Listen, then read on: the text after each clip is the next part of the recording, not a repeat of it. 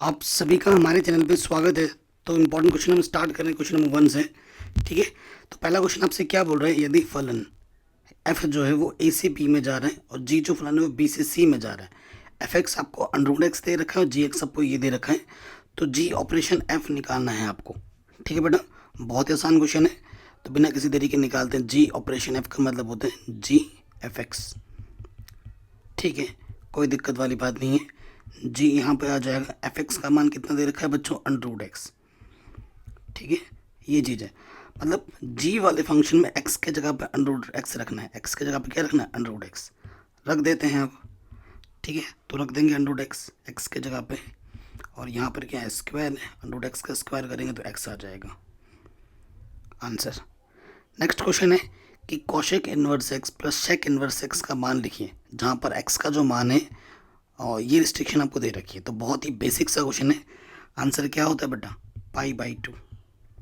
ठीक है, क्या हो जाएगा, पाई/2। ये एक सर्वसमीका है। अगला क्वेश्चन है बेटा, उस वर्ग आव्यूह ए आई जी का मान ज्ञात कीजिए जिसमें ए आई जे 0 हो जाए जब आई का मान जे के बराबर ना हो। तो देखो बेटा, उसको क्या बोलते हैं, उसको बोलते हैं विषम सममित आव्यूह। अगर ए आपका सममित आव्यूह है, सममित आव्यूह जानते हैं ना क्या होता है। सममित आव्यूह क्या होता है, जो ए डैश करे ए के बराबर है। और विषम सममित आव्यूह क्या होते हैं, विषम सम्मित होता है जो ए डैश करें तो -a के बराबर है। अब इन दोनों को जोड़ोगे तो 0 आ जाएगा, है ना। तो आंसर आ जाएगा विषम सम्मित। अगला क्वेश्चन है कि अगर ये ए है और ये बी है तो ए और बी की प्रोडक्ट बतानी है। ए और बी को गुणा करके बताना है कि भैया कितना आएगा। सो यहाँ ए है और यहाँ बी है। ए का मान क्या है, 1010 और बी का मान है 0010। लॉजिक आपको पता है, ऐसे लेते हैं ऐसे लेते हैं। ठीक है ना। तो देखो बेटा, पहला रो 1 × 0। ठीक है, प्लस में आ जाएगा 0 × 1। ठीक है, 0 × 1। देखो मैं अगर सिंपल में बताऊँ ना, सिंपल बताऊँ तो क्या होता है बेटा, इसकी गुणा इसके साथ, एक को 0 के साथ गुणा करोगे 0, प्लस इसके गुणा इसके साथ, तो ये क्या आ गया, 0 ही आ गया। ठीक है, फिर देखो अब इस वाले में आ जाओ, 1 × 0 0 और 0 × 0 0, तो 0 ही रहेगा। पहला रो हो गया, दूसरा रो आ जाओगे 1 × 0 0 0 × 1 0, 1 × 0 0 0 × 0 0, तो आंसर आ जाएगा 0। सारे 0 0 हो जाएंगे। ठीक है, अगले क्वेश्चन पे आ जाते हैं। कह रहे सारणिक का मान ज्ञात कीजिए। इस सारणिक का आपको मान ज्ञात करना है। तो सारणिक पहले हम लिख लेते हैं, डेल से प्रदर्शित करते हैं सारणिक को, जो कि 2 3 1 4 6 2, 1 3 2, ये हमारे पास है। अब यहाँ लिख देंगे R1 के सापेक्ष प्रसार करने पर।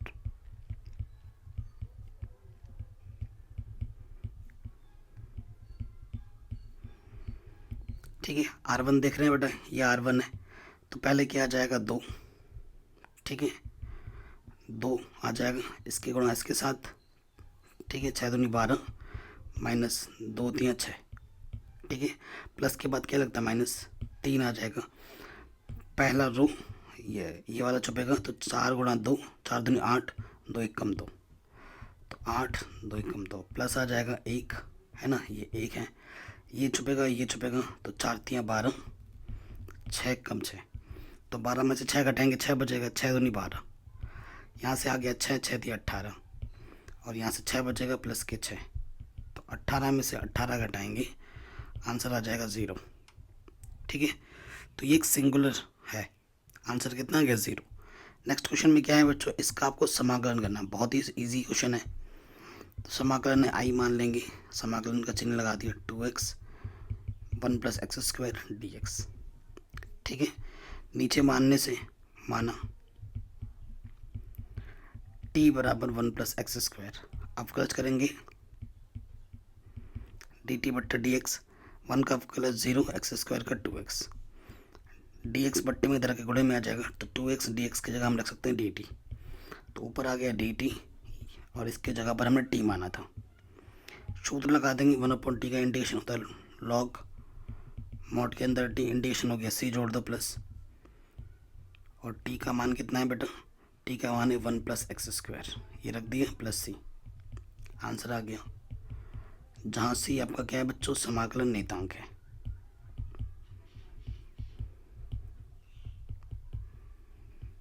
ठीक है, ये आपको आपका आंसर मिल गया, कोई दिक्कत नहीं। अगले क्वेश्चन पे आ जाऊँ, कह रहे हैं इसका इंटीग्रेशन कर लीजिए। तो ये इंटीग्रेशन है, बहुत ही आसान।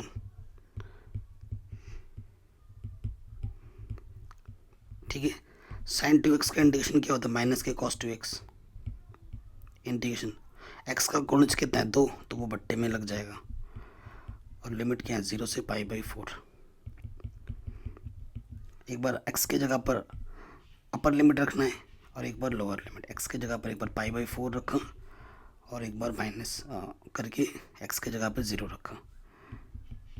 ठीक है, माइनस के 1/2, cos π/2 का मान होता है 0, और यहाँ से cos 0 का मान होता है 1, तो आंसर आ जाएगा प्लस के 1/2। ठीक है, कोई दिक्कत नहीं। अगले प्रश्न में आ जाते हैं, कह रहे हैं अगर ये a है तो मॉडुलस a, इसका परिमाण कितना होगा। a कितना है, a वेक्टर है हमारे पास है 2i + j माइनस के 2 के, तो हमें इसका परिमाण निकालना है।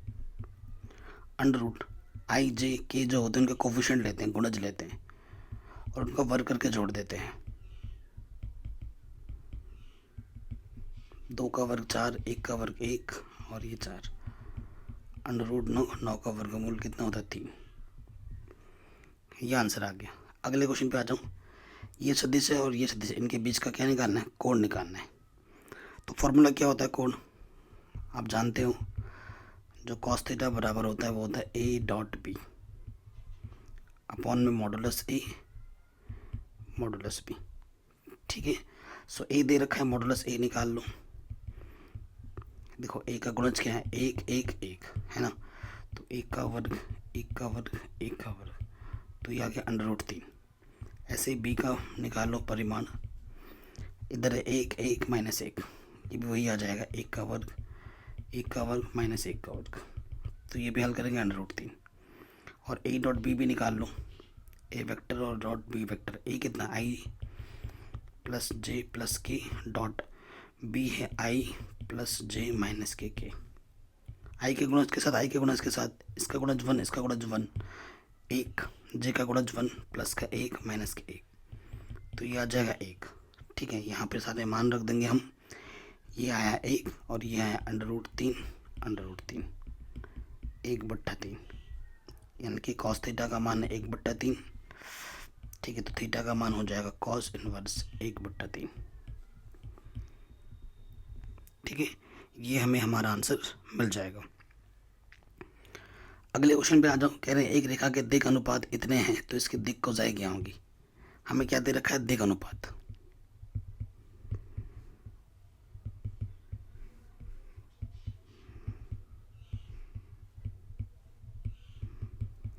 दिक् अनुपात का मतलब होता है ABC। ए दे रखा है 2, बी दे रखा है -1 और सी दे रखा है -2। हमें क्या निकालना है, दिक् कोसाइन।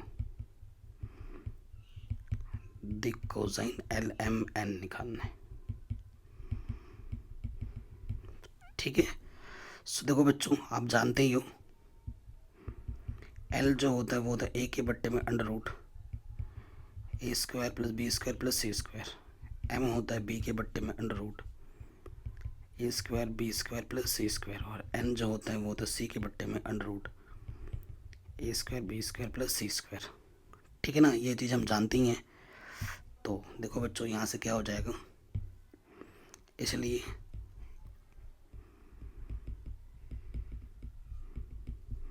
ए हमारे पास है 2, 2 का वर्ग, बी है -1 इसका वर्ग, सी है -2 इसका वर्ग। हल करेंगे 4 1 4, यानी कि अंडर रूट 9, यानी कि बाहर आके क्या हो जाएगा 3।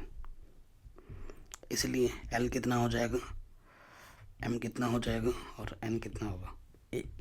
ए के बट्टे में ये 2, 2 के बट्टे में 3 आ जाएगा, -1 के बट्टे में 3 आ जाएगा, और ये -2 के बट्टे में 3 आ जाएगा। आंसर ये आपका दिक् कोसाइन निकल जाएगा।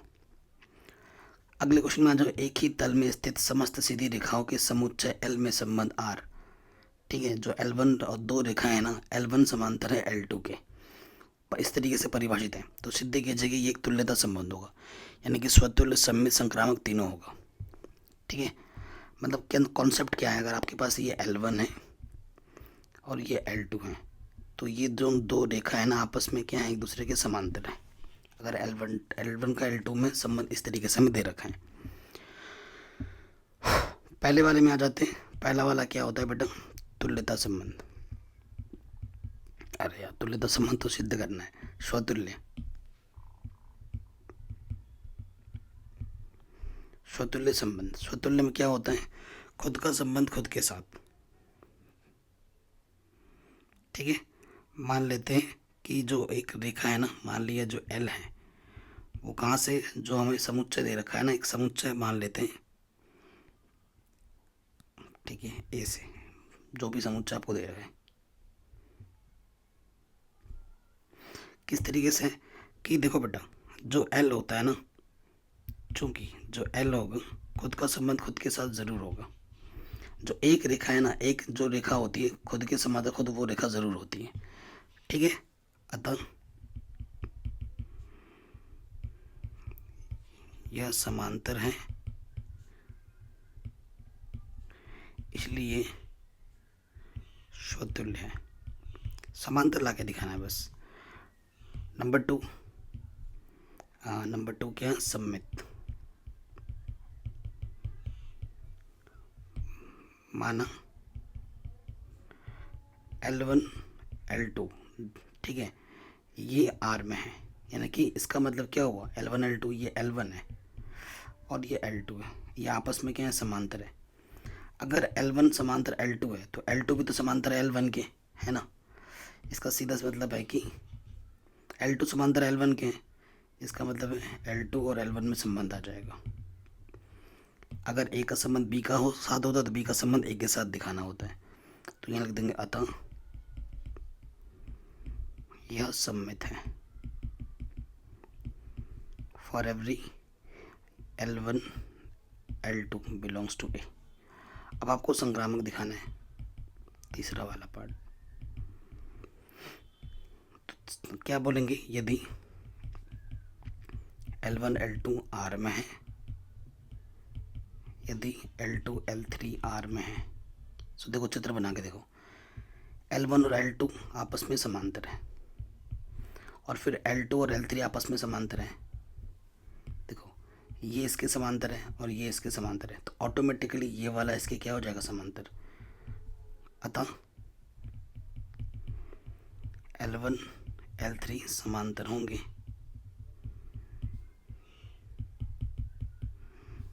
इसलिए L1 L3 संबंध बना रहे हैं। ठीक है, अतः यह संक्रामक है।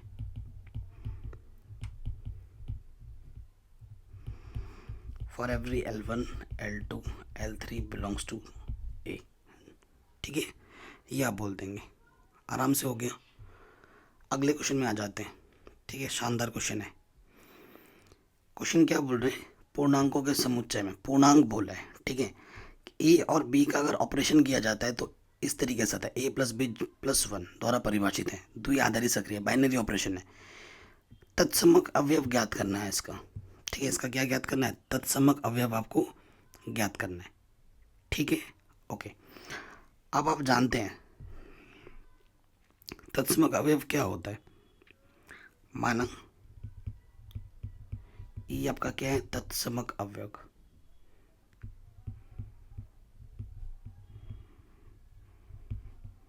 ये आपका तत्समक अवयव है, और तत्समक अवयव की जो फॉर्मूला होता है वो क्या होता है कि अगर आपके पास कोई मेंबर है ए, अगर उसको ई के साथ ऑपरेट कराओगे ना, तो फिर से आपको ए ही मिलेगा।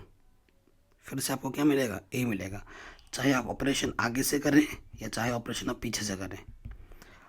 ठीक है, और ये जो ए है हम कहाँ से ले रहे हैं, पूर्णांकों का समुच्चय जेड से ले रहे हैं, जो आपको दे रखा है।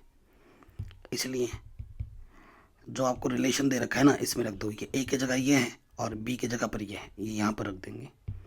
तो क्या हो जाएगा, ए प्लस ई प्लस ए ई बराबर यहाँ से क्या है, ए है।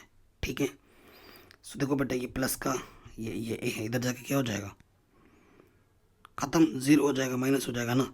तो बचेगा यहाँ से क्या, ई प्लस ए ई बराबर ज़ीरो। ई वन इसलिए लोगे, one plus a equals to zero. ठीक है, कोई दिक्कत कोई परेशानी नहीं होगी। अब देखो बच्चों, पता करना है ना आपको यहाँ से। अब ई तो यहाँ से आ गया, ए प्लस ई,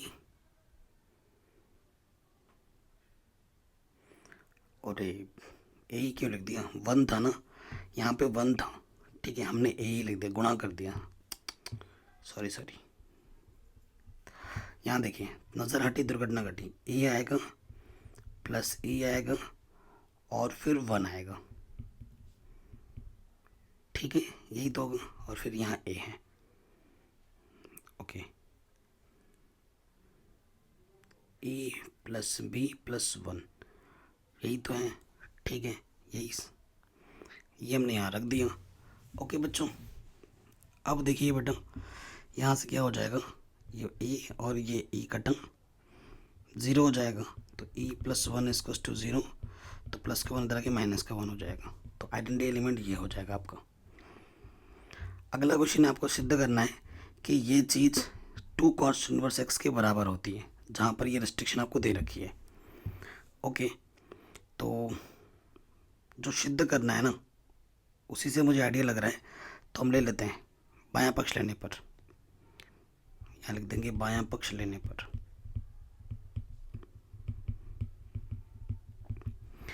क्या है बायां पक्ष, sine inverse 2x under root में 1 माइनस के एक्स स्क्वायर। ठीक है, आपको प्रूफ क्या करना है, 2 cos इनवर्स x प्रूफ करना है इसको। ठीक है, तो यहाँ पे जो x है ना, मैं मान लेता हूँ, माना x बराबर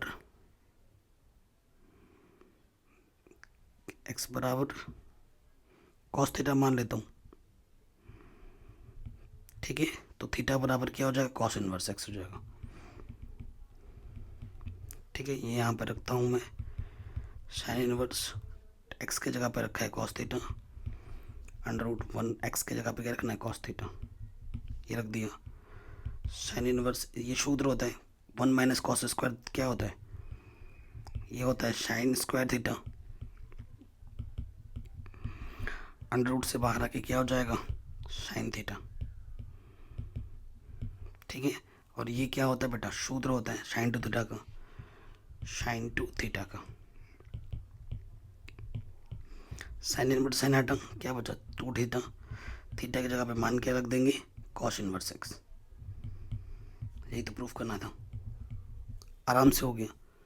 ठीक है, आराम से प्रूफ हो गया, कोई दिक्कत कोई परेशानी नहीं होगी। अगले क्वेश्चन में आ जाओ, सिद्ध करना है, इसको सिद्ध करके ये लाना है। ठीक है ना, और में जो प्रश्नावली 4.2 पर आधारित प्रश्न है। तो देखो, ए से आपको बी घटाना है। ठीक है, ए से बी घटाना है, तो R1 से R2 घटाना पड़ेगा, फिर यहाँ B से C घटाना है, यानी R2 से R3 घटाना पड़ेगा। तो यहाँ से आइडिया लग गया। तो क्योंकि जगह कम है ना, फटाफट कर रहे हैं, मैं 2 ऑपरेशन एक साथ लगा रहा हूँ। 2 ऑपरेशन लगाऊंगा, कौन से कि मैं R1 को चेंज कर रहा हूँ, R1 में से R2 करके, R1 में से R2 माइनस करके, और मैं R2 को भी चेंज कर रहा हूँ R2 में से R3 माइनस करके। ठीक है, देखिए कैसे, यानी कि मैंने R1 से देखो बेटा, ये R1 है, ये R2 है, ये R3 है ना, एक में से एक घटाएंगे 0। ठीक है, और यहाँ से आ जाएगा a माइनस के बी, और यहाँ से आ जाएगा a स्क्वायर माइनस के बी स्क्वायर। R2 में से R3 घटाएंगे, ये आ जाएगा 0, ये आ जाएगा b माइनस सी, ये हो जाएगा b स्क्वायर माइनस के सी स्क्वायर। R3 हमने नहीं बदला, तो वो वैसे का वैसा रहेगा। ठीक है, कोई दिक्कत परेशानी नहीं होगी। देखो, a square minus b square को मैं कैसे लिख सकता हूँ, क्वेश्चन तो सॉल्व होने ही वाला है बच्चा। ये 0 है, ये a माइनस बी, इसको मैं लिख सकता हूँ a प्लस बी गुणा a माइनस के b, इसको मैं लिख सकता हूँ b माइनस सी, इसको लिख सकता हूँ b माइनस सी, b प्लस सी, और यहाँ 1 c, और इधर है अपन का सी स्क्वायर। ठीक है, सो देखो बेटा पहले वाले से क्या उपनिष्ठ है, ए माइनस बी। जीरो से कुछ भी उपनिष्ठ निकाल के लिख सकते हो। यहाँ से क्या उपनिष्ठ है, बी माइनस सी। तो मैंने क्या किया, R1 से उपनिष्ठ निकाला मैंने ए माइनस बी, और R2 से उपनिष्ठ निकाला मैंने बी माइनस सी। ठीक है, ये लिख सकते हो R1 से ए माइनस बी व R2 से बी माइनस सी उपनिष्ठ लेने पर।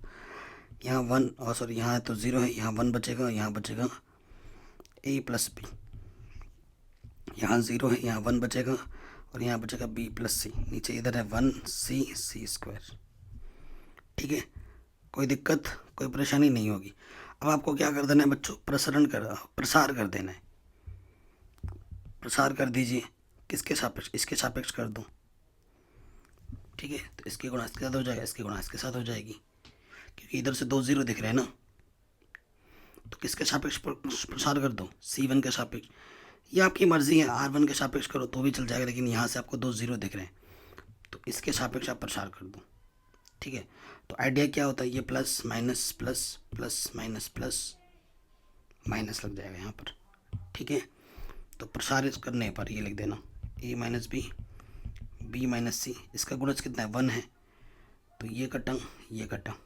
ठीक है, वन लिखो ना लिखो फ़र्क नहीं पड़ता, इसके गुणा इसके साथ माइनस इसके गुणा इसके साथ। सही है ना, कहीं गड़बड़ तो नहीं हो रही। बी प्लस सी, ओ गड़बड़ तो हो ही गई, स्टार्टिंग में बी प्लस सी आना चाहिए था, मैंने सी स्क्वायर लिख दिया, यहाँ पर बी प्लस सी आएगा। ठीक है ना, और यहाँ है ए माइनस बी। सो देखो ये प्लस माइनस का भी ये प्लस का भी कटेगा, तो माइनस यहाँ आगे लगना था क्योंकि यहाँ पे तो माइनस लगेगा।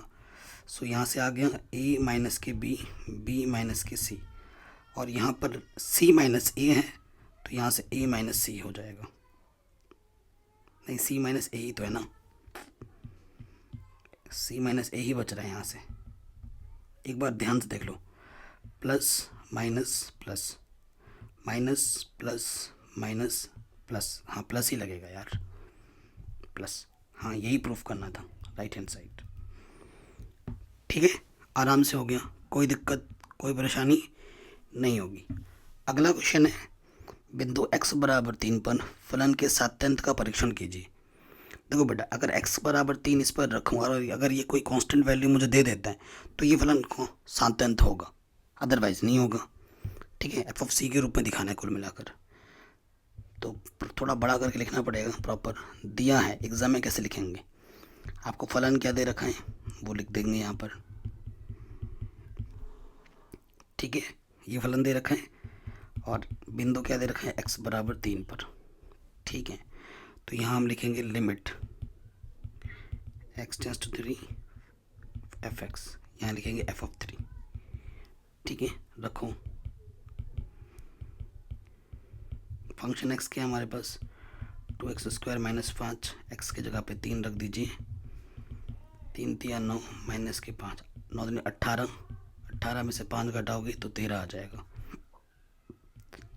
अतः यह सातत्यंत है।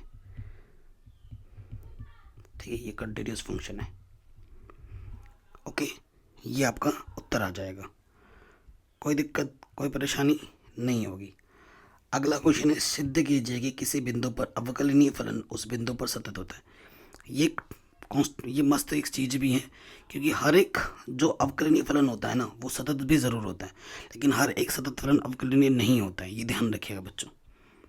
ठीक है, तो ये क्वेश्चन बहुत कम पूछा जाता है, इसका रिजल्ट आप याद रख सकते हैं, बट प्रूफ करना चाहो तो प्रूफ करा सकते हैं। ठीक है, अंग्रेजी में क्या है कि every differential function is continuous but every continuous function is not differentiable. इसका प्रूफ भी मैंने करा रखा है अपने चैनल पर अलग से वीडियो बनाकर विद एग्जांपल्स। अगर आपको देखना है तो ये चीज़ जो मैंने बोला ना वही लिख के आगे लिख देना बाई मैथमेटिक एनालिसिस, तो आपको वीडियो टॉप पे मिल जाएगी। प्रूफ करा रखा है और विद एग्जांपल मना। देखो कोई चीज़ प्रूफ करनी है उसे बाई लैंग्वेज प्रूफ करते हैं, कोई चीज़ मना करनी है उसे बाई एग्जाम्पल लेके मना किया जाता है। करा रखा है, चैनल पे मिल जाएगा आपको अगर आपको सर्च करेंगे तो। अगले क्वेश्चन पे आ जाते हैं बच्चों। ठीक है, अगला क्वेश्चन है आपके पास, क्या कह रहे हैं कि एक वृत्त की त्रिज्या ठीक है, समान रूप से एक वृत्त की त्रिज्या समान रूप से 3 सेंटीमीटर प्रति सेकंड की दर से परिवर्तित हो रही है। ज्ञात कीजिए कि वृत्त का क्षेत्रफल किस दर से परिवर्तित हो रहा है जबकि त्रिज्या 10 सेंटीमीटर है।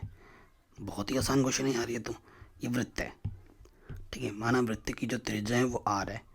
हमें क्या दे रखा है बच्चों, परिवर्तन दे रखा है कि वृत्त की त्रिज्या एक समान रूप से 3 सेंटीमीटर प्रति सेकंड यानी कि डी आर बट्टे डी टी, समय के साथ परिवर्तन हो रहा है त्रिज्या।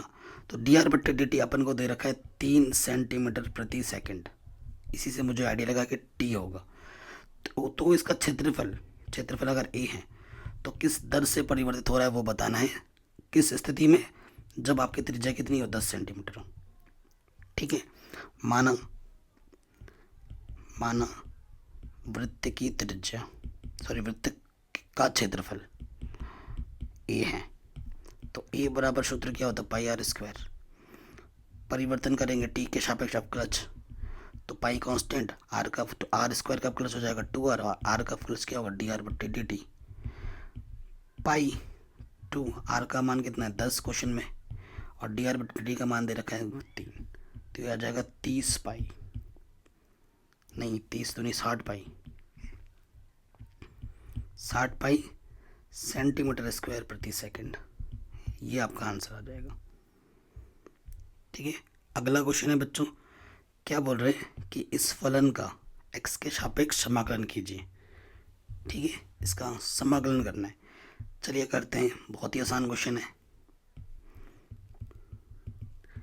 ये x log x dx, ठीक है, समाकलन करना है। इसमें रूल क्या लगता है बेटा, आइलेट। ठीक है ना, समाकलन में ऐसे ही किसी को फर्स्ट सेकंड नहीं मान सकते, आइलेट लगाना पड़ता है। आइलेट का रूल क्या होता है बेटा कि इंटीजर, ठीक है ना, लॉगरिथम, फिर लॉगरिथम आता है, फिर एल्जेब्रिक आता है। लॉगरिथम को पहला मानना पड़ेगा और एल्जेब्रिक को सेकंड। ठीक है, सो इंटीग्रेशन वाले फॉर्मूले में रख दीजिए, क्या होता है, पहला वैसे का वैसे इनटू सेकंड का इंटीग्रेशन माइनस पहले का अवकलज इनटू सेकंड का, सही कर रहे हैं ना हम,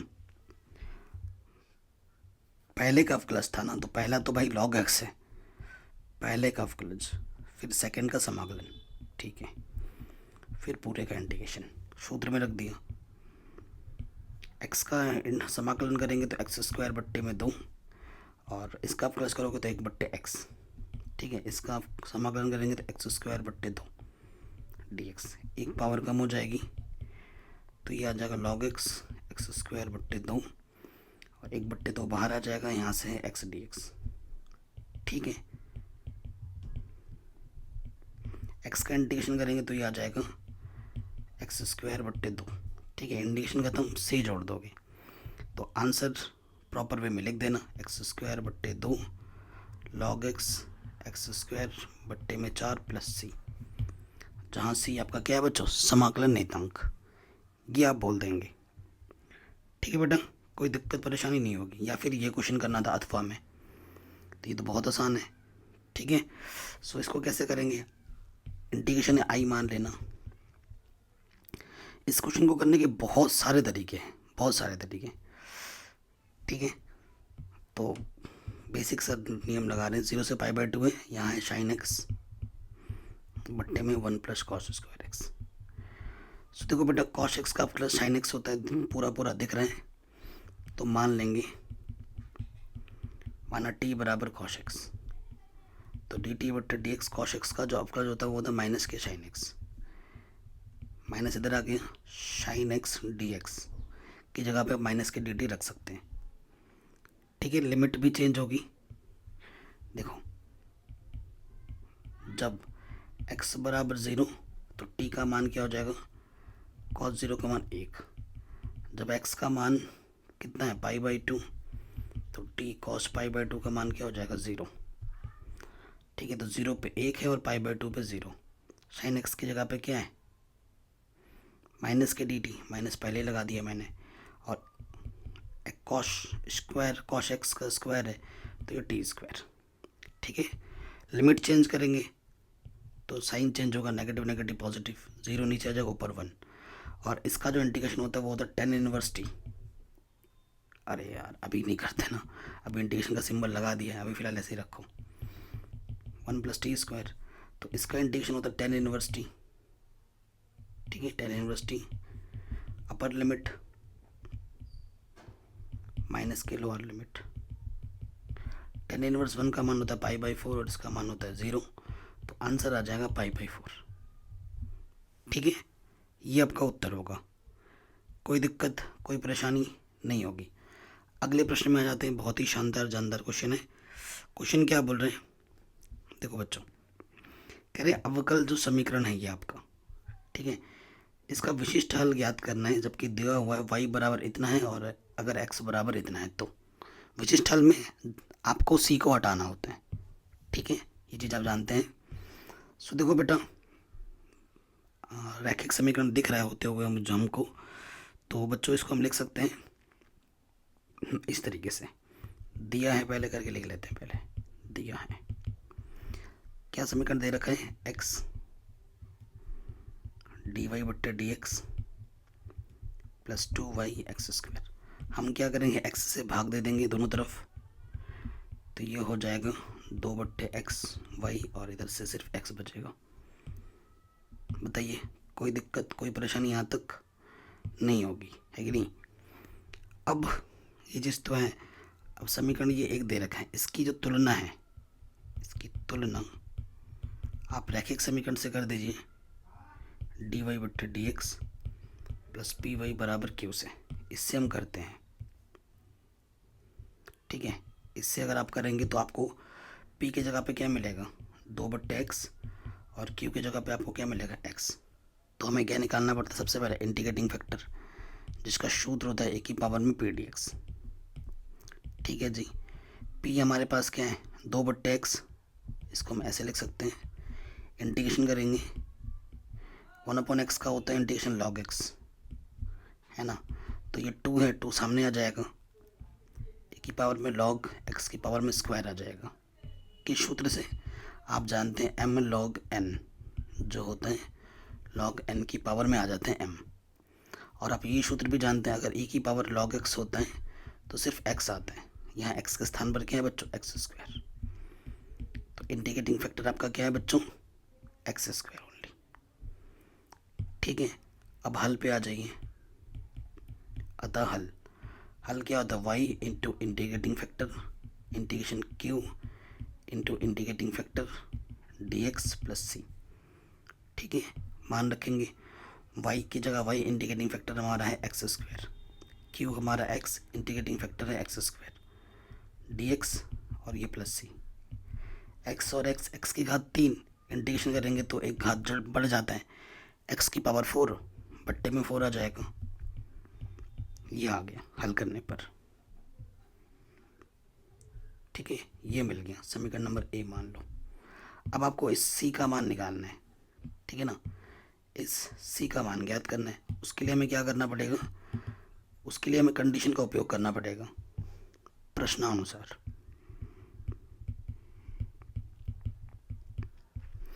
प्रश्नानुसार हमें क्या दे रखा है कि y की जगह पर 1/4 रखो और x की जगह पर 1 रखो, रख देते हैं, y की जगह पर 1/4, x की जगह पर 1,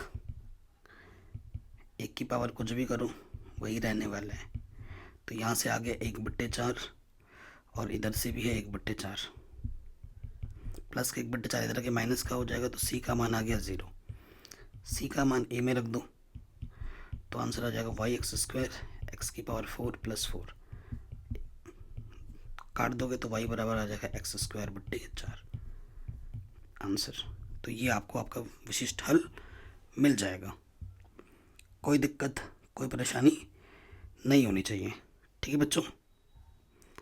अगले प्रश्न में आ जाते हैं, क्वेश्चन नंबर 20वां। ऐसा क्वेश्चन कल ही मैंने कराया था बेटा। हमसे क्या बोल रहे हैं कि एक संबंधित चतुर्भुज का क्षेत्रफल ज्ञात किया जिसके संलग्न भुजाएं इतनी और इतनी है, ठीक है।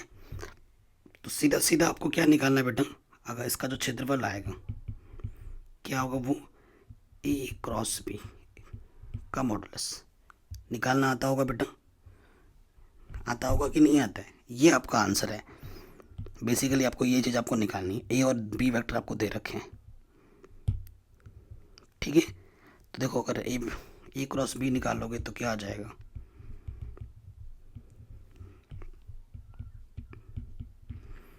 पहले वाले का कोफिशिएंट 1 1 3, तो यहाँ लिख देंगे हम 1 1 3।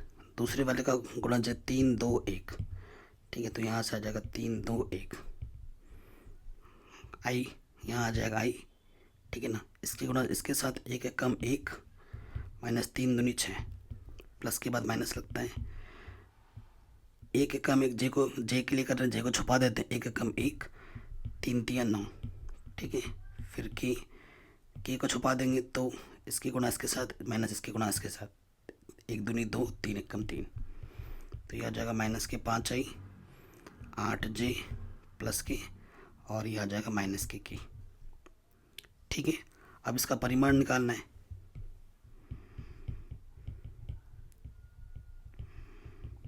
परिमाण क्या होता है, जो भी गुणज है इसके, -5 का वर्ग हो जाएगा, ठीक है। फिर 8 का वर्ग और के का गुणज -1 है तो उसका वर्ग करके जोड़ दो, 25 8 64 1, ठीक है। तो जोड़ेंगे तो अंतर कितना आ रहा है, 26 और 64 90, 90 वर्ग इकाई, यही छोड़ दो, ये आपको आपका आंसर मिल जाएगा, ठीक है। कोई दिक्कत नहीं, परेशानी नहीं। अगला क्वेश्चन जो हर साल आता है, उस समतल का समीकरण ज्ञात कीजिए जो इस समीकरण और इससे होता हुआ प्रतिच्छेदन से जा रहा है और इस बिंदु से होता हुआ जाता है।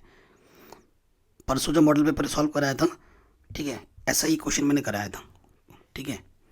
तो देखो बेटा क्या लिखेंगे, प्रतिच्छेदन, प्रतिच्छेदन, प्रतिच्छेदन बिंदु से, प्रतिच्छेदन बिंदु से जाने वाला तल का समीकरण क्या होता है बेटा, जो समीकरण आपको दे रखा है पहला वाला ये है, प्लस का अच्छा इधर माइनस लेके आना, और ये तो पहले से इधर सब कुछ है, तो ये होता है T1 प्लस लैम्डा T2 बराबर 0, ठीक है। तो T1 कितना है आपका x plus y plus z minus का 6 लैम्डा, दूसरा है आपका 2x plus 3y plus 4z plus का 5 बराबर 0।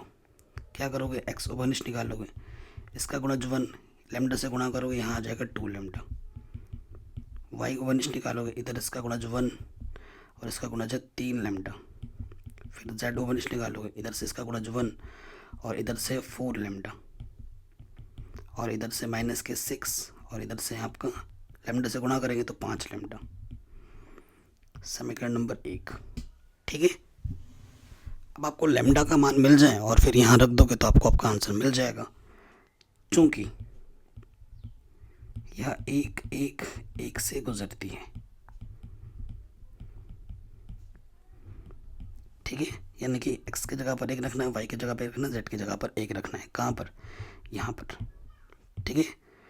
तो रख दो 1 1 plus 2 lambda, 1 1 plus 3 lambda, 1 1 plus 4 lambda और माइनस के 6 प्लस के 5 लैम्डा बराबर 0, ठीक है। इसको हल कर लेते हैं, यह आ जाएगा 14 लैम्डा बराबर 3, तो लैम्डा का मान आ जाएगा 3/14, लैम्डा का मान समीकरण 1 में रख दोगे और हल करोगे, आपको आपका आंसर मिल जाएगा, ठीक है बच्चों। कोई दिक्कत कोई परेशानी नहीं होगी। अगले क्वेश्चन में आ जाएंगे, ठीक है। ये क्वेश्चन एनसीईआरटी का है, काफ़ी बार पूछा जाता है। एक परिवार में 2 बच्चे हैं, यदि यह ज्ञात हो कि बच्चों में कम से कम एक लड़की है तो दोनों बच्चों के लड़की होने की प्रायिकता आपको बतानी है। तो एक चीज़ दूसरे पर निर्भर कर रही है, यानी कि कंडीशनल प्रोबेबिलिटी का क्वेश्चन बन रहा है। तो कैसे करेंगे, माना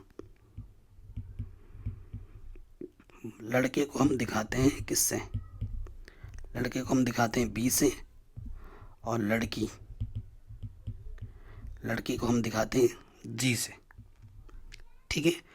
जो लड़कियां आई, फैमिली दो लोगों की है ना, दो बच्चे हैं, उसमें से क्या हो सकता है बच्चों? देखो कि या तो दोनों के दोनों, पहली वाली लड़का हो दूसरा वाला भी लड़का हो, या फिर पहली वाली लड़की हो दूसरी वाली लड़का हो, पहला वाला लड़का हो दूसरी वाली लड़की हो, या फिर दोनों के दोनों लड़की हो।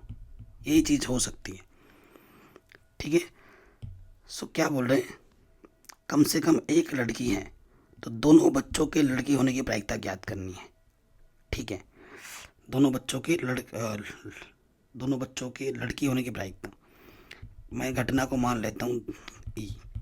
ठीक है। दोनों बच्चे लड़की हैं, इस घटना को मैंने क्या मान लिया, ई। तो ये कितने लोग हैं, ये हैं, ये दोनों बच्चे लड़की हैं, एक घटना। और इसकी अगर प्रायिकता में निकालूं पी ई, तो वह संभव परिणाम एक, कुल परिणाम है 4। हमारे पास कुल परिणाम कितने हैं, 4 हैं। ठीक है। उसके बाद हमसे क्या बोला है, कम से कम एक, दूसरी घटना मैं मान लेता हूँ एफ। क्या बोला है, कम से कम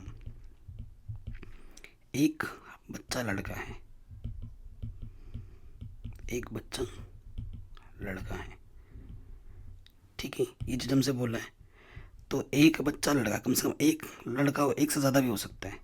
तो ये आ जाएगा, ये आ जाएगा और ये आ जाएगा। लड़की नहीं बोला है, एक ही लड़की लेनी है। अच्छा, एक बच्चा लड़का है, कम से कम एक बच्चा लड़का है, तो दोनों बच्चे लड़की हो सकती है, ये भी हो सकती है, ये भी हो सकते हैं। दो बच्चे बॉयज़ नहीं ले सकते। तो ये आ जाएगा, ये आ जाएगा और ये आ जाएगा। तो संभव परिणाम 3 है। अगर एफ की प्रायिकता निकालें तो संभव परिणाम 3, कुल परिणाम 4। अब आ जाओ प्रश्नानुसार। प्रश्नानुसार क्या बोला गया है, कह रहे यदि यह ज्ञात हो कि बच्चों में कम से कम एक लड़की है तो दोनों बच्चों के लड़की होने की प्रायिकता, दोनों बच्चों के लड़की होने की प्रायिकता अगर कम से कम एक बच्चा लड़का है, यानी कि हमें क्या निकालना है, कंडीशनल प्रॉपर्टी। ठीक है। दोनों बच्चे लड़की होने की प्रायिकता ई किस पर निर्भर कर रहा है, एफ पर। ई बट्टे एफ निकालना, और इसका सूत्र क्या होता है, पी ई इंटरसेक्शन एफ बट्टे पी एफ। एफ की तो प्रायिकता मैंने निकाल दी है, अब ये चीज़ नहीं निकाला है हमने, तो पहले वो निकाल लेते हैं।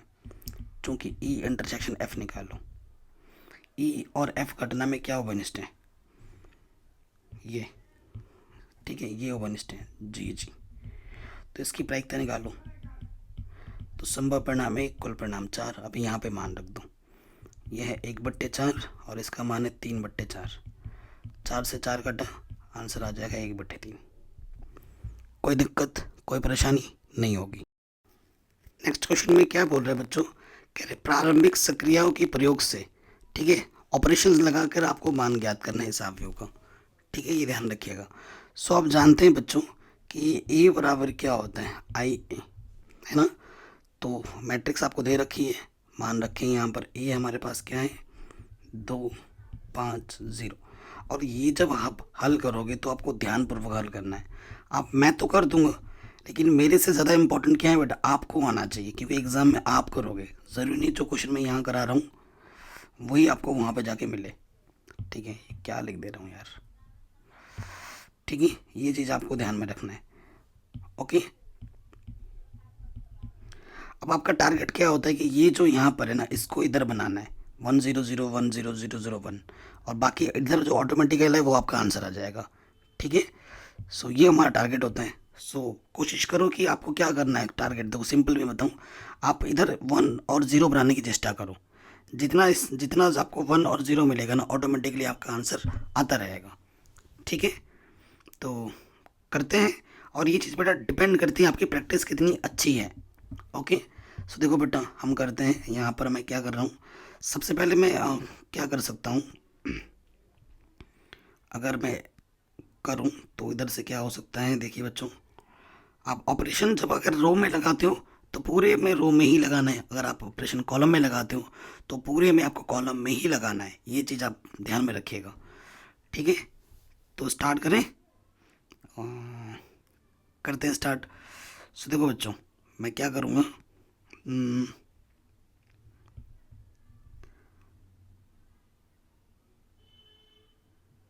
R2 को परिवर्तित कर रहा हूँ। ठीक है, या R3 को मैं परिवर्तित कर रहा हूँ, कोई भी कर लूँ। R2 को परिवर्तित कर रहा हूँ मैं R2 में से R3 घटाकर, ठीक है। और बाकी कुछ कर सकता हूँ क्या? नहीं। तो देखो, ध्यान से बस करते रहना, ये ऑपरेशन आपको लगाने हैं और करते रहने, ठीक है। तो R1 वैसे का वैसे रहेगा, ठीक है। और दोनों तरफ करने हैं, इधर भी करना है और इधर भी करना है, ठीक है बच्चों। तो कर सेकेंड रो R2 को परिवर्तित कर रहे हैं, R2 में से R3 घटाकर, तो 5 में से 0 घटाएंगे 5, 1 में से 1 घटाएंगे 0, 0 में से 3 घटाएंगे -3, और R3 तो वैसे का वैसे ही रहेगा, ठीक है। R1 को हमने चेंज नहीं किया है, तो R2 को हम चेंज करें, 0 में से 0 गया 0, 1 में से 0 गया 1, 0 में से 1 गया -1, और यही 0 0 1, ठीक है। बच्चों आप ऑपरेशन लगा के इसको करते रहोगे ना, तो मेन चीज़ इसकी प्रैक्टिस मेरे से ज़्यादा आपको आनी चाहिए बेटा, क्योंकि एग्जाम में आप करना, जितना दिमाग आपका इसमें चलेगा ना किस तरीके से कौन से ऑपरेशन करें, उतना फ़ायदा है। मेरे करने से आप ज़्यादा करो, इसका आंसर ये आएगा बेटा। तो करो के देखो कि आपका आंसर आ रहा है नहीं आ रहा है, ठीक है। आपका आंसर करेक्ट है कैसे पता लगेगा? अगर ए इनवर्स को, जो आपका ए इनवर्स आया है ना, उसको अगर ए से मल्टीप्लाई करो तो आई के बराबर आना चाहिए। अगर आ रहा है तो आपने सही किया है, अदरवाइज आपने गड़बड़ कर दी है, ठीक है। आंसर चेक करने का तरीका। अगला क्वेश्चन है कि एक्स आपका कॉस टी है, वाई आपका साइन टी है, टी बराबर π/4 है। स्पर्श रेखा और अभिलंब के बीच का क्या निकालना है आपको? समीकरण निकालना है, ठीक है। बहुत ही आसान क्वेश्चन है। तो देखो क्वेश्चन क्या है बच्चों, आपका एक्स बराबर क्या है बेटा? कॉस टी, और वाई बराबर आपका है साइन टी। बहुत ही शानदार और इजी क्वेश्चन है। टी आपका पैरामीटर है, तो मैं यहाँ से निकालता हूँ dx/dt। तो कॉस टी का प्लस होता है माइनस के साइन टी, और यहाँ से dy/dt कितना जाएगा? साइन टी का प्लस होता है कॉस टी, ठीक है। सो प्रवणता प्रवणता कितनी होती है? dy/dx। तो dy/dx क्या हो जाएगा यहाँ पर? dy/dt, और यहाँ से आ जाएगा dx/dt, ठीक है। dy/dt कितनी है? कॉस टी, और ये माइनस के साइन टी, तो ये हो जाएगा माइनस के कॉट टी, ठीक है। कॉट टी आ गया, तो टी तो में दे रखा है, तो dy/dx जो प्रवणता है जिसे हम m से बोलते हैं, टी बराबर π/4 आपको दे रखा है, तो टी की जगह हम π/4 रख देंगे, तो ये आ जाएगा -1, यानी कि जो सिंपल प्रवणता है वो -1 आ जाएगी। इसलिए अभिलंब की प्रवणता कैपिटल M जो होता है वो होता है -1/स्मॉल m। तो स्मॉल m -1 है, तो कट के आ जाएगा +1 कैपिटल M, ठीक है। बिंदु अगर आपको निकालना है x और y, ठीक है ना, तो x क्या दे रखा है? x आपका है cos t, t की जगह पे क्या रखो? π/4 दे रखा है क्वेश्चन में, तो ये आ जाएगा 1/√2 cos 45 का मान। और y आपका क्या है? sin t, तो ये sin π/4, इसका मान भी आ जाएगा 1/√2। तो आपको बिंदु भी मिल गया, आपको प्रवणता भी मालूम है, स्पर्श रेखा का समीकरण और अभिलंब का समीकरण झटके से मिल जाएगा। अतः स्पर्श रेखा का समीकरण सूत्र क्या होता है बच्चों? y माइनस के y1 m x माइनस के x1। तो y1 का मान कितना है बेटा? ये जो y होता है ना उसी को y1 बोलते हैं ये, और ये x1 1/√2, और स्मॉल m है -1,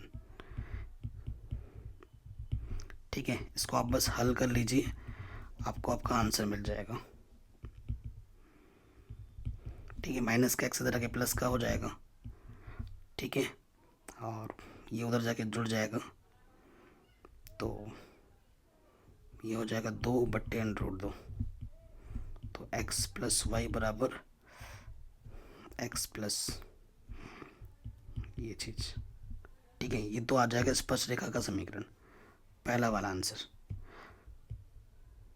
ठीक है। उसके बाद आपको क्या निकालना है? अभिलंब का समीकरण। अभिलंब की प्रवणता कितनी आई थी बेटा? +1, ये ध्यान रखना है, बस ये फ़र्क होगा। अब यहाँ लिख देंगे अभिलंब का समीकरण, जिसका सूत्र होता है y माइनस के y1 capital M x minus x1, ठीक है। तो y1 कितना? 1/√2, m का मान 1/√2, ठीक है, ये चीज़ माइनस का ये भी चीज़ कटा, तो वाई बराबर क्या आ गया, एक्स आ गया। ठीक, ये हमारा उत्तर आ गया, आंसर। ओके, कोई दिक्कत नहीं रहेगी। तो ये क्वेश्चन भी हमारा आराम से बन गया। अगला क्वेश्चन है, सिद्ध कीजिए कि किसी वृत्त के अंतर्गत महत्तम क्षेत्रफल वाला आयत एक वर्ग होता है। तो ये क्वेश्चन बेटा एनसीईआरटी का है, मैंने ऑलरेडी करा रखा है चैप्टर नंबर 6 में। 6.5 प्रश्नावली है, वहाँ पर आपको ये मिल जाएगी। ठीक है, सब कुछ का पढ़ा रखा है बेसिकली बेटा। अगर बोर्ड एग्जाम में फोड़ना है ना, तो सबसे ज़्यादा ज़रूरी है आपको क्या आना चाहिए, एनसीईआरटी, और एनसीईआरटी के सारे उदाहरण अच्छे से आने चाहिए। ये वाला क्वेश्चन बहुत रिपीट होता है। ठीक है, इंटीग्रेशन ये जो क्या है बच्चा, 0 से π/4। कल जो क्वेश्चन पेपर मैंने सॉल्व कराया था इंपॉर्टेंट बोलकर, ठीक है ना, उस पर मैंने इसको सॉल्व करा रखा है। अगर इसका आंसर कितना आया था, π/8 log 2। कभी कभी इसको सिद्ध करने के लिए आ जाता है, कभी कभी सॉल्व करने के लिए आता है। ये क्वेश्चन बहुत रिपीट होता है, तो कल मैं के पेपर पे मैंने सॉल्व करा रखा था। ठीक है, अगर आता है तो अच्छी बात है, नहीं आता है तो जाके देख लेना। ठीक है बेटा, कोई दिक्कत नहीं होनी चाहिए। ओके बच्चों, अगले क्वेश्चन पे आ जाते हैं। कह रहे हैं x² = 4y और रेखा y बराबर 4 से घिरे क्षेत्र का क्षेत्रफल ज्ञात कीजिए। तो देखो बेटा, बहुत ही ज़बरदस्त और इजी क्वेश्चन है। दिया क्या है मैम, हमारे पास दिया है x² = 4y, यानी कि ये परवलय है। ठीक है, एक समीकरण ये दे रखा है और रेखा क्या दे रखी है, y बराबर 4। अगर मैं इसको चित्र के माध्यम से समझाना चाहूँ, चित्र के माध्यम से, तो देखो बेटा, y x² = 4y है ना, तो y की दिशा में जाएगा पॉजिटिव डायरेक्शन में। ये आपका क्या है बच्चों, ये है आपका x² = 4y। ठीक है, और एक रेखा गई है y बराबर 4, तो y बराबर 4 सपोज कर लो यहाँ से गई है। इससे घिरा हुआ क्षेत्र का क्षेत्रफल निकालना है आपको।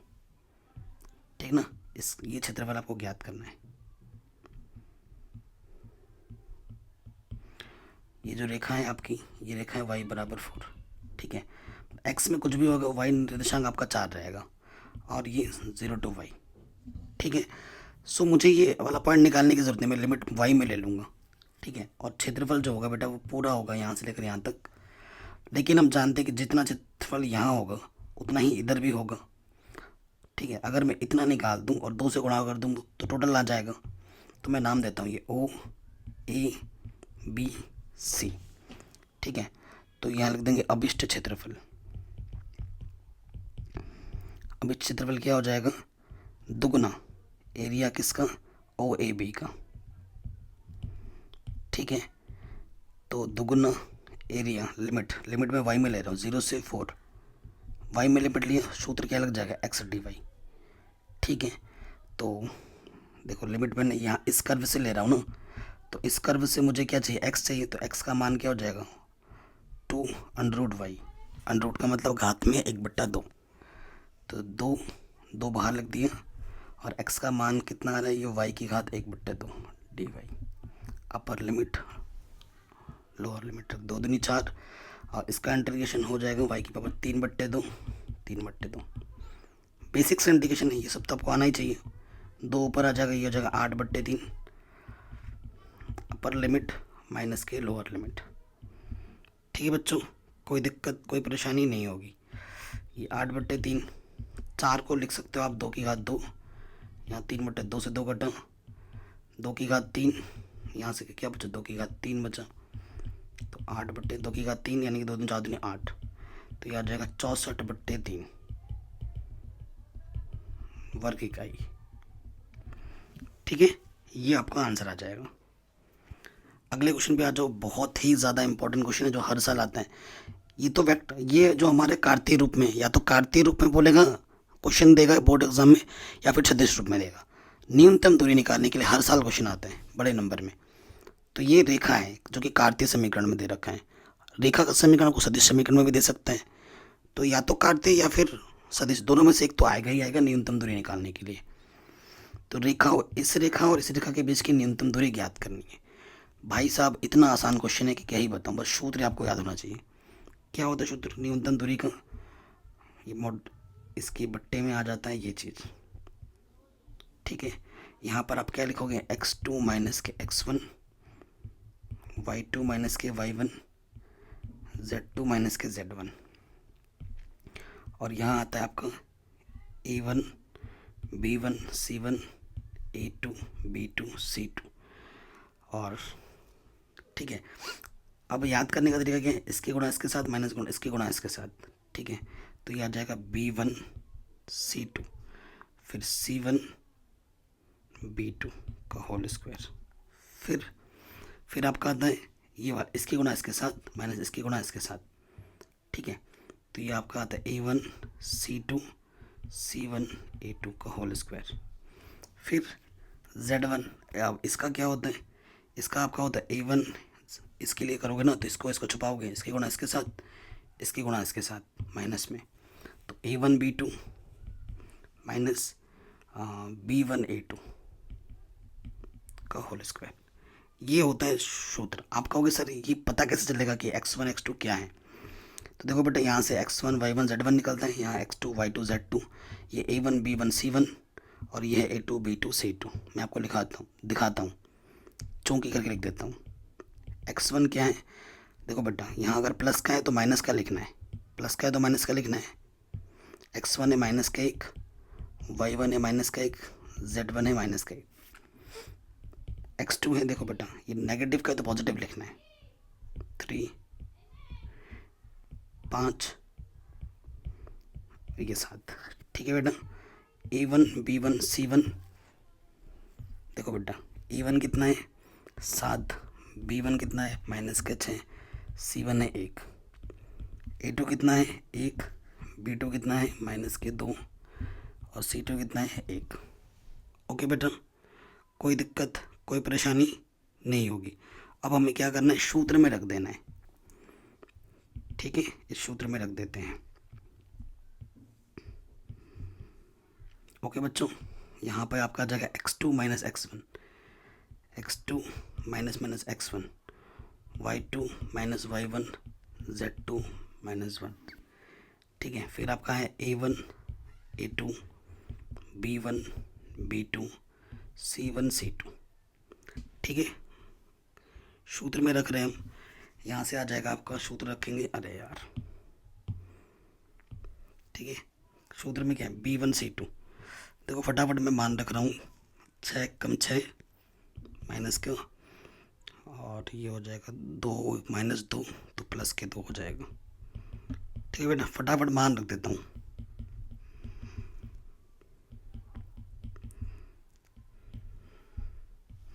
देखो बेटा ये सारे मान है ना, यहाँ रख दे रहा हूँ। b1 c2 जैसे b1 और ये c2, देखो 6 कम 6 माइनस का c1 c2 माइनस का 2 माइनस माइनस क्या हो जाता है प्लस, ठीक है। तो ये सारे मान रख देना। आगे हल करते हैं, यहाँ से देखो बेटा क्या हो जाएगा, बट्टे में तो क्या आ जाएगा बच्चों, यहाँ से 6 में से 2 गए 4, 4 का वर्ग 16, ठीक है। 6 बचेगा, 6 का वर्ग 36, 14 में 6 गए 8, 8 का वर्ग 64। इधर से 4 7 1 6 माइनस 6 माइनस के 2 8 1 1, ठीक है बेटा, कोई दिक्कत नहीं है यहाँ तक। सूत्र का खेल है, सूत्र याद होगा तो सब हो जाता है। ये बेसिकली क्या है बेटा, एक सारणिक है, इसको आप R1 के सापेक्ष प्रसार कर दो, आपको आपका आंसर मिल जाएगा, ठीक है। 4 R1 के सापेक्ष इसके गुणा इसके साथ, ठीक है। बेसिकली अगर आप गुणा करोगे ना तो यहाँ जो 16 है वही आएगा यहाँ पर, ठीक है। फिर माइनस ये 6 होता है यहाँ आ जाएगा, फिर ये जो अंदर आया ना 36 ये यहाँ आ जाएगा। अच्छा अरे वर्क किया है ना, ये 16 नहीं आएगा, थोड़ा गड़बड़ कर दे रहा हूँ, ये तो वर्क कर पे मिला है, ये तो वर्क करके मिला है। 6 कम 6, चलो ऐसे ही हल करते हैं, और 2 1 कम 2 माइनस 2, ठीक है। मैंने मिटा दिया नहीं तो हो जाता। फिर 6 7 1 कम 7, 1 कम 1, प्रसार करना तो आता ही होगा। फिर यहाँ से 8 आ जाएगा, 8 को छुपाएंगे, इसके गुणा इसके साथ इसके गुणा इसके साथ, 7 दूनी 14 माइनस 6 कम 6 6 माइनस 6 प्लस का हो जाएगा, ठीक है बेटा। तो यहाँ से आ जाएगा 16 माइनस के 4 था, 6 बचेगा, 6 छंग 36, 8 माइनस का 8 आएगा, 8 8 64, ठीक है। तो बेसिकली इसको अगर हल करेंगे तो ऊपर से हमें कितना मिल रहा है, सब नेगेटिव के हैं, तो ये नेगेटिव के 116, ठीक है। इसके जगह पे कितना आ रहा है 116, ये मान मेरे को मिला माइनस के 116, और नीचे भी आ रहा है 116, ठीक है। तो काटोगे तो अंडर रूट का 116 बचेगा, ठीक है। दूरी का मान कभी माइनस में नहीं होता है तो प्लस में छोड़ना। ये आपका उत्तर आ गया। कोई दिक्कत, कोई परेशानी बताइए बच्चों, नहीं होनी चाहिए। ओके, आगे बढ़ते हैं नेक्स्ट क्वेश्चन में। ये क्वेश्चन आपके एनसीईआरटी का है, ठीक है। ये एनसीईआरटी का क्वेश्चन है। एक थैले में 4 लाल और 4 काली गेंदें हैं, एक अन्य थैले में 2 लाल और 6 काली गेंदें, ठीक है। किसी थैले में से यादृच्छा एक गेंद निकाली जाती है जो कि लाल है, प्रायिकता ज्ञात कीजिए कि यह गेंद पहले थैले से निकाली जाती है।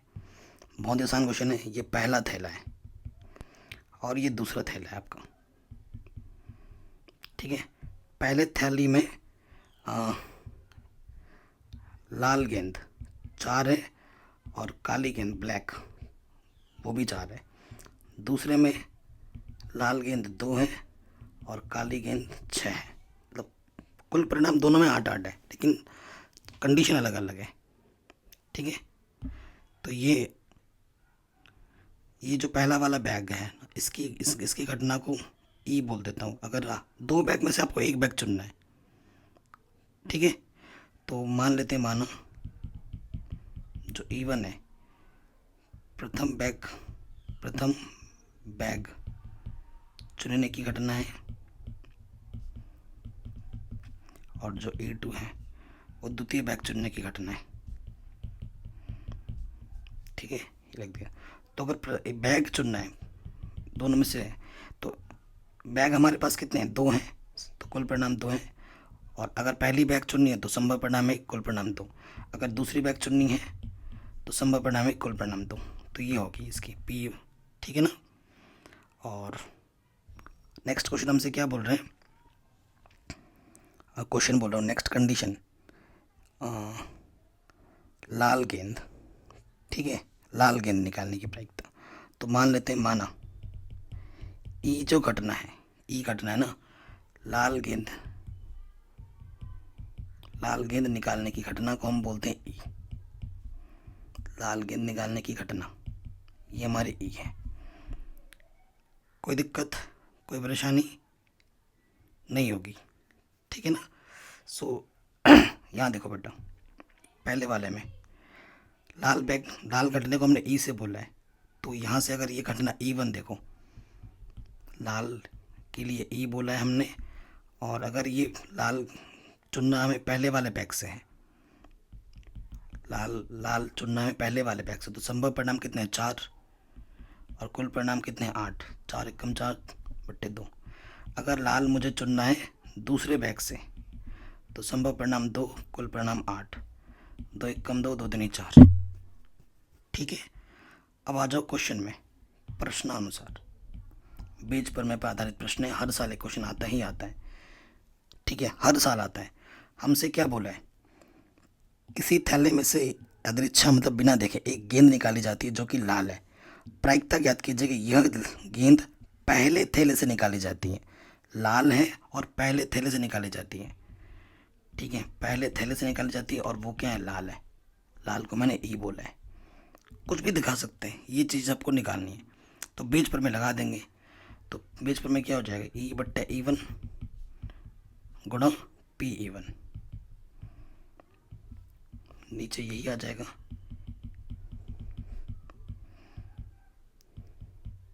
दूसरी घटना आ जाएगी PE/E2 गुणा PE2, सबका मान रख देंगे।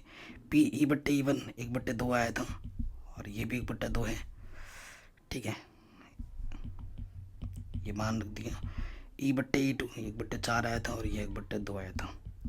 ऊपर आके 1/4, ये 1/4, 1/8, ठीक है ना। लॉसअप लेके हल करेंगे तो 8 आ जाएगा, 4 दूनी 8, 1, तो 1/4, 3/8, 8 एकम 8, 4, 4 दूनी, तो आंसर आ जाएगा 2/3। तो उत्तर क्या होगा बच्चों? 2/3। ठीक है, कोई दिक्कत, कोई परेशानी नहीं होगी। या तो ये करना था, या फिर और एक क्वेश्चन आ गया था प्रायिकता का अथवा में करके, कह रहे पासों के एक जोड़ों के 3 बार उछालने पर द्विकों की संख्या का प्रायिकता बंटन बताना है। भाई साहब, एक बार नहीं 3 बार उछाला जाता है। ठीक है, तो 3 बार उछाला जाता है तो 4 घटना बनेंगी, 0 1 2 3, और प्रायिकता बंटन बनाना है। ठीक है, सो देखो बेटा, पासों के एक जोड़े को 3 बार उछालने पर, ठीक है, द्विक आने की बतानी है। सो देखो बेटा क्या हो जाएगा, द्विक जोड़े को उछालना है 3 बार, जोड़े को। तो जब जोड़े को उछालते हैं, ठीक है, तो कुल परिणाम कितना होता है? शॉर्टकट में लिख रहा हूँ बेटा, पूरा आप लिख देना। कुल परिणाम होता है 36 जब 2 को उछाला जाता है ना, और जिसमें सेम नंबर के द्विक, द्विक क्या होते हैं बेटा? द्विक होते हैं जैसे कि 1 1, 2 2, 3 3, 4 4, 5 5 और 6 6। ठीक है, ये हमारे द्विक होते हैं। ओके, तो द्विक एक, द्विक प्राप्त होने की प्रायिकता, प्राप्त होने की प्रायिकता, तो संभव परिणाम कितना है? 6, कुल परिणाम 36 है, 1/6 हो जाएगा। और द्विक, एक द्विक प्राप्त, प्राप्त ना होने की प्रायिकता, तो वो क्या होता है? एक में से घटा देना होता है होने की प्रायिकता, तो ये हो जाएगा 5/6। ठीक है, ये क्या है बच्चों? द्विक आने की प्रायिकता। ये क्या है? द्विक ना आने की प्रायिकता। हमारे पास क्या 3 बार उछाला जाता है, कंडीशन में क्या है? 3 बार उछाला जाता है, तो x हमारे पास कितना है? 3 है। ठीक है, तो संभावित x का मान क्या होगा? संभावित x का मान 3 है, तो स्टार्टिंग होगा 0 से, 0 1 2 3। ठीक है, 0 का मतलब क्या होता है? 0 का मतलब क्या होगा? एक भी द्विक नहीं, एक भी द्विक नहीं। 3 बार उछालते हैं ना, एक भी द्विक नहीं। एक का मतलब कि एक बार द्विक है, 2 बार द्विक नहीं है। 2 का मतलब है 2 बार द्विक है, एक बार द्विक नहीं है। और 3 का मतलब तीनों ही बार द्विक आए हैं। समझ रहे हैं मेरी बात? ठीक है, तो मैं सिंपल लैंग्वेज में लिख देता हूँ। तो यहाँ से x बराबर 0, x बराबर 1, x बराबर 2 और x बराबर 3 कर देता हूँ। ठीक है, इसका मतलब क्या है? 0 का मतलब क्या है बेटा? एक भी द्विक नहीं, एक भी द्विक नहीं। सिंपल सा लॉजिक है। तो हमारे पास px क्या होगा? ठीक है, एक भी द्विक नहीं, एक भी द्विक नहीं, यानी कि 5/6 है। तो ये कितनी बार आएगा? 3 बार उछाला था, 3 बार आएगा। ठीक है, यहाँ लिख देंगे 5/6, 5/6, 5/6। तो 5 गुणे 5 गुणे 5 125, 6 को यह आ जाएगा 216। एक द्विक है और 2 द्विक नहीं है। ठीक है, अगले वाले कंडीशन में क्या होगा? तो इसमें कॉम्बिनेशन वाला भी सूत्र लगा सकते हो, लेकिन इसमें क्या होगा बेटा? ध्यान से देखना, 3 कंडीशन हो सकती है। पहला वाला द्विक है, बाकी दूसरे द्विक नहीं है, या फिर पहला द्विक नहीं है, दूसरा द्विक है और तीसरा द्विक नहीं है। ठीक है, या फिर पहले 2 द्विक नहीं है, तीसरा वाला द्विक है। ये कंडीशन बन जाएगी। ठीक है, अब इन सबको जब हल करोगे तो ये आ जाएगा 75/216। अगला कंडीशन क्या है? 2 बार है, यानी कि 2 द्विक है और एक द्विक नहीं है। पहले दोनों द्विक हैं, तीसरा वाला द्विक नहीं है, ये लिख दिया। या फिर पहला वाला द्विक नहीं है, पीछे के दोनों द्विक हैं। या फिर क्या हो जाएगा कि पहला वाला द्विक आया है, दूसरा वाला नहीं है, तीसरा वाला द्विक आया है। या फिर तीनों द्विक हैं, ये तो सिंपल ही हो गया। अच्छा, इसको तो हल करो, 5 है ना, 5 5 5 15/216। तीनों ही द्विक हैं, तो सिंपल सी बात है, 1/6, 1/6, 1/6, 1/216। अब प्रायिकता बंटन बनानी है हमें। ठीक है, प्रायिकता बंटन बनाएंगे तो यहाँ लिख देंगे प्रायिकता बंटन, प्रायिकता 5/10, ठीक है।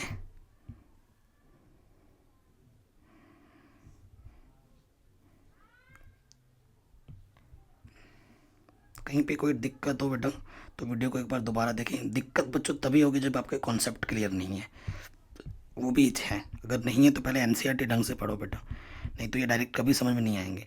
एक्स का मान 0, 1, 2, 3। 0 पे कितना आया था बच्चों? 0 पे आया था 125/216, बस यही लिखना होता है। नेक्स्ट आया था 75/216 और फिर आया 15/216 और ये आया 1/216। इन सबको अगर जोड़ोगे ना तो एक आएगा, एक ही आना चाहिए, नहीं तो आपने गलत कर दिया। अगला क्वेश्चन लास्ट जो हर साल आता है ग्राफ खींचने के लिए, ठीक है, ये आता ही आता है, हर साल आता है। क्या बोल रहे हैं? आलेख द्वारा निम्नलिखित रैखिक प्रोग्राम समस्या को हल कीजिए। अवरोध आपको ये दे रहे हैं और ये z है आपका, इसका अधिकतम मान आपको निकालना है, ठीक है। 12.1 प्रश्नावली पर आधारित प्रश्न है, ठीक है। इस कंडीशन का मतलब क्या है? x का मान 0 या 0 से बड़ा लेना है, y का मान 0 या 0 से बड़ा लेना है, यानी कि जो आपका हल क्षेत्र आएगा वो प्रथम चतुर्थांश में लेना है, और प्रथम चतुर्थांश के लिए ही एग्जाम में आपके आता है। ये चीज़ तो मेंशन होगी ही होगी आपके क्वेश्चन में। तो जो अवरोध है, ठीक है, तो उसको लिखेंगे समीकरण में बदलने पर, ठीक है। आपका जो उद्देश्य फलन है, उद्देश्य फलन z, वो आपका 4x + y, ये आपका क्या है बच्चों? उद्देश्य फलन, ठीक है। और अवरोध क्या है आपके? अवरोध आपके पास दे रखा है x + y ये, और दूसरा दे रखा है 3x + y = 90, ठीक है। सो पहले वाले पे आ जाएंगे। ये समीकरण 1 है और ये समीकरण मानो 2 है। समीकरण में बदलने पर, समीकरण में बदलने पर इसे अंग्रेजी में बोलते हैं इन इक्वेशन। जब चिन्ह लेस देन इक्वल देन का होता है ना तो इन इक्वेशन कहते हैं अंग्रेजी में। इन इक्वेशन को इक्वेशन में बदलना पड़ता है सबसे पहले, तो बदल देते हैं। पहला वाला हो जाएगा x + y = 50 और दूसरा वाला हो जाएगा 3x + y = 90, ठीक है। अब आप जानते हैं बच्चों, कक्षा 11 में आपने सीखा है, जो रेखा का समीकरण होता है, रेखा का समीकरण वो इस रूप में होता है x + a y + y/b = 1। तो आपका जो पॉइंट होता है वो होता है a,0 और दूसरा पॉइंट होता है 0,b, ठीक है। सिंपल सा लॉजिक। तो मेरा टारगेट क्या है कि मैं भी इस रेखा के समीकरण को इस रूप में बदल दूं ताकि मुझे डायरेक्ट बिंदु मिल जाए, फटाफट आराम से हो जाएगा। तो ये समीकरण है, ठीक है। तो मैं क्या करूँगा? दोनों तरफ 50 से भाग दे दूंगा, ठीक है। और ये हो गया 90 से भाग दूंगा इधर दोनों तरफ, एक हो गया। 3 से काटोगे 3 3 0, ठीक है। ये तो डायरेक्ट आ ही चुका है, ये परफेक्ट रूप में आ चुका है, लेकिन अभी ये नहीं आया परफेक्ट रूप में, इसको ढंग से लिखना पड़ेगा पहले। यह x के बट्टे में 30, y के बट्टे में 90 = 1, अब आ गया, ठीक है। सो देखो बेटा, इस समीकरण से मुझे दो जो बिंदु मिले हैं वो मिला है P मिला है मुझे 50,0 और जो मुझे Q मिला है वो 0,50। यहाँ से जो मुझे मिला है R बिंदु वो मिला 30,0 और जो मुझे H बिंदु मिला है वो है 0,90। फट से बिंदु मिल गए। बिंदु मिल जाता है तो क्या करना होता है? ग्राफ खींचना होता है। अब आपको मैं ग्राफ खींच के दिखाता हूँ बेटा। ग्राफ की आपको ग्राफ पेपर में ही खींचना है। यहाँ पर मेरा, अब समझो, परफेक्ट आंसर यहाँ दिख नहीं पाएगा ना, ठीक है। तो 50 90 दिख रहा है ना, तो क्या करते हैं 20 20 का ले लेता हूँ। 20 40 60 80, ठीक है, यहाँ ले लिया 20 40 60 80, यहाँ आ जाएगा आपका 100, ठीक है। सारे प्लस में ही हैं, इधर x की वैल्यू पॉजिटिव में, इधर नेगेटिव में, इधर y की वैल्यू पॉजिटिव, इधर y की वैल्यू नेगेटिव में। पहला बिंदु क्या है बच्चों? 0,50, x में 0 y पे 50, यहाँ आएगा, ठीक है। दूसरा बिंदु क्या है? 0,50 और 50,0, x पे 50 y पे 0, ये दूसरा बिंदु है। इन दोनों बिंदुओं को मिलाते हुए क्या खींचोगे? लाइन। ठीक है, ये पहली वाली रेखा है। समीकरण क्या है लेखा का, वो भी लिख दीजिए यहाँ पर, x प्लस वाई बराबर 50। दूसरे वाले पे आ जाओ। आर बिंदु कितना है आपका, 30,0। एक्स पे 30 जाना है, वाई पे 0, ये है। और दूसरा बिंदु क्या है बच्चों, एक्स पे 0, वाई पे 90, 80 90 यहाँ आ जाएगा। अब इन दोनों बिंदुओं को मिलाते हुए क्या खींच दोगे हम, रेखा। या आप ग्राफ पेपर में खींचोगे तो ही दिखेगा बढ़िया ना, यहाँ तो प्रॉपर बनेगा भी नहीं। और इसका समीकरण क्या है बच्चों, वो लिख दीजिए, 3x प्लस वाई बराबर 90। ठीक है, इतना काम हो जाता है। उसके बाद हम क्या देखते हैं, हल क्षेत्र। ठीक है, अब ये काम हो गया। अब हल क्षेत्र के लिए बिंदु ले लेते हैं, कौन सा कॉमन बिंदु, ये 0 पर चेक करते हैं, केंद्र पर। केंद्र बोले तो 0,0 पर x के जगह पे 0 रखो समीकरण 1 में, और y की जगह पे भी 0 रखो 1 और 2 में। ठीक है, 0 से बड़ा होता है 50, तो प्रथम समीकरण संतुष्ट करना है। तो हल क्षेत्र आपका किधर आएगा, 0 की तरफ, पहले वाले का। ठीक है, तो हल क्षेत्र पहले वाले का इधर आएगा। ठीक है, 0 की तरफ, केंद्र की तरफ। दूसरे वाले पे आ जाओ, 3 गुणा 0, वाई की जगह पे 0, तो ये भी 0 संतुष्ट कर रहा है। ठीक है, तो इसका हल क्षेत्र भी 0 की तरफ आएगा, सेकंड वाले का।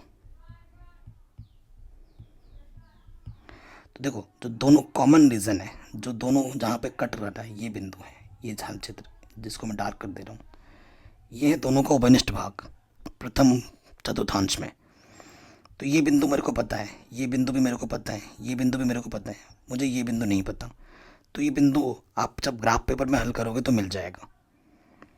ठीक है, मैंने ग्राफ पेपर यहाँ चिपका दिया, देखो ऐसा बनेगा पूरा। ठीक है, और ये बिंदु जो कटान बिंदु होगा ना, वो आएगा 20,30। ठीक है, कैसे पता चलेगा, देखो x पे 20 जाएगा और y पे जाएगा 30 यहाँ पर, तो ये आ गया 20,30। ठीक है, तो कॉर्नर पॉइंट आपको मिल जाएंगे, ये 0, ये वाला, ये वाला, ये वाला। ठीक है, तो कॉर्नर पॉइंट क्या है आपके। ठीक है, अतः हल क्षेत्र लिख देना, हल क्षेत्र। हल क्षेत्र क्या है आपका बेटा, नाम दे दो इस बिंदु को टी। हल क्षेत्र है आपका ओ, इस बिंदु का नाम क्या था, पी, टी, इसका कुछ जो भी नाम था, एस, ये मान लेते हैं। ठीक है, टी बिंदु आपको कितना मिला है, 20,30। ठीक है, 20,30। तो आपको ओ पे तो चेक करना ही नहीं, क्योंकि अधिकतम मान निकालना ना, ये तो 0,0 न्यूनतम मान देगा। तो आपको इन 3 बिंदुओं पर चेक करना है। ठीक है, तो एक एक करके चेक करते हैं और देखते हैं किस पे आता है। यहाँ से हम बनाते हैं टेबल।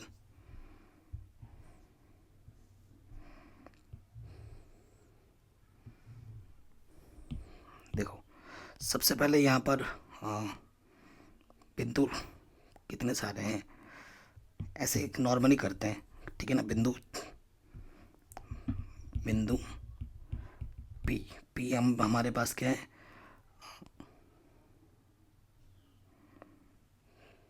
पहला बिंदु हमारे पास था ये वाला बिंदु, ये वाला 30 था, 40 नहीं। ये वाला पहला क्या था बेटा, 30,0। इस पे चेक करना है। और फिर ये आया था टी। ठीक है, इस पे हमें 20,30 पर चेक करना है। और ये वाला बिंदु हमारा कितना था, 0,50। इस पर हमें चेक करना है z।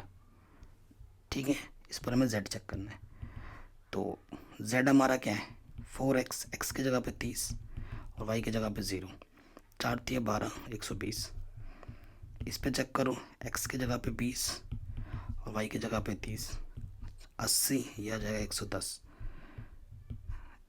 x की जगह पे 0, y की जगह पर 50, तो यह आ जाएगा 50। तो अधिकतम मान कितना है, z मैक्सिमम 120 है। ठीक है, किस बिंदु पर, 30,0 पर।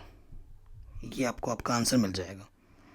तो इस तरीके से इम्पॉर्टेंट क्वेश्चन का जो ये फॉर्मेट मैंने बनाया था, आपको पसंद ज़रूर आया होगा। ये सभी क्वेश्चन बोर्ड एग्जाम में पूछे गए क्वेश्चन हैं। ठीक है, तो इनकी प्रैक्टिस कर लीजिएगा। ऐसे ही इंपॉर्टेंट क्वेश्चन मैं आपके लिए कराता रहूँगा और चैप्टर वाइज भी करा रहा हूँ, आप जाके ज़रूर देखना। ऑब्जेक्टिव क्वेश्चन मैंने ऑलरेडी करा रखे हैं, आप ज़रूर देखें। एंड बच्चा जो एनसीईआरटी और एनसीईआरटी की जो प्रश्नावली है, उदाहरण है, वो ज़्यादा इंपॉर्टेंट है, उस पर ज़्यादा जोर लगाइए। बोर्ड एग्जाम में क्वेश्चन वहीं से ही आएंगे और जितने भी क्वेश्चन आज हमने किए वो सारे एनसीईआरटी के थे।